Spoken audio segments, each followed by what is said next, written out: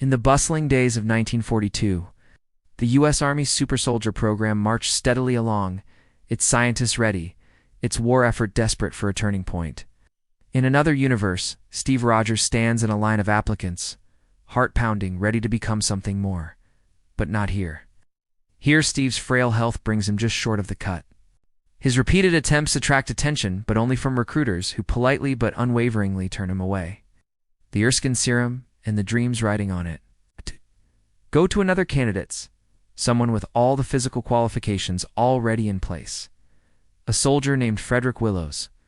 Frederick was brave, certainly, and strong. But when Project Rebirth injects him with the serum, the result is not the symbol America hoped for.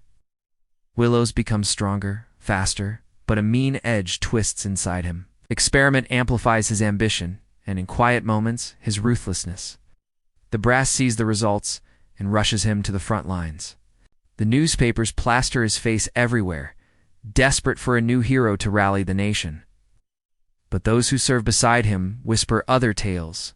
A man eager for glory, quick to discipline, slower to extend a hand to the weary. Meanwhile, Steve returns to Brooklyn, the war effort at home his only avenue to serve. He works in a munitions factory, pulling long shifts and sending most of his pay to his elderly mother. The world at war rumbles on, but Steve fights his own silent battle, resisting bitterness, holding to the hope that principle matters just as much as strength.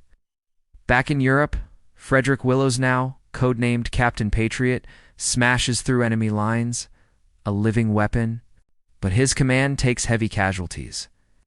Missions succeed, but at mounting cost. Erskine, the serum's creator, laments the result privately, bemoaning the lost opportunity of a truly good man behind the shield.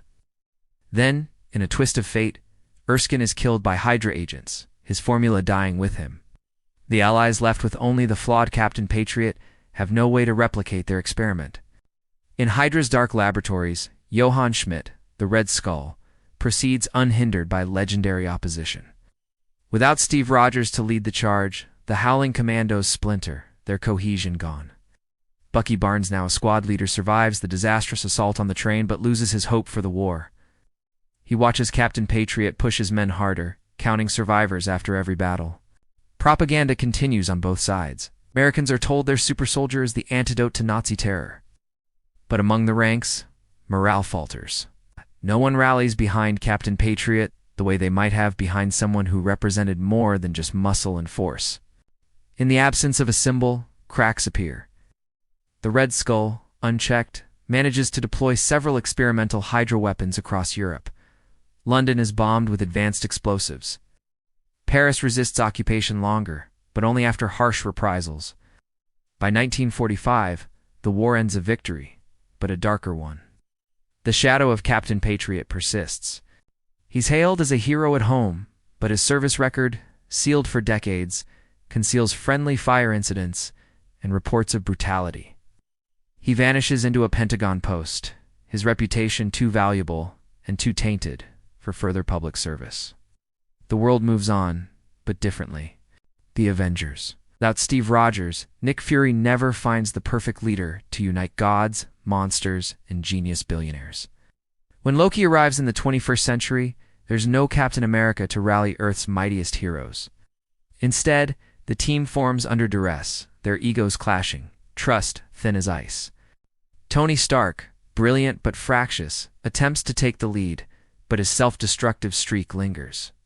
Thor, unsure about these mortals, wields Mjolnir with uncertainty. Black Widow and Hawkeye work in the shadows, but their impact is diluted without a symbol to bring them together. They win battles barely. Lives are lost that might have been saved. The Battle of New York leaves deeper scars. In Brooklyn, the old Steve Rogers never leaves a legacy of shields and heroics. He grows older, never quite shaking the ache that he could have been more. His story ends quietly, a good man in a tough world remembered by those few who know him as humble, gentle, and unwaveringly hopeful. America, too, changes. Captain Patriot's legend becomes a cautionary tale. The idea that might makes right takes hold in the highest offices, skewing the nation's compass.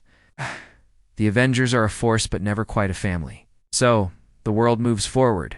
No shield, no rallying cry, no star-spangled man out of time.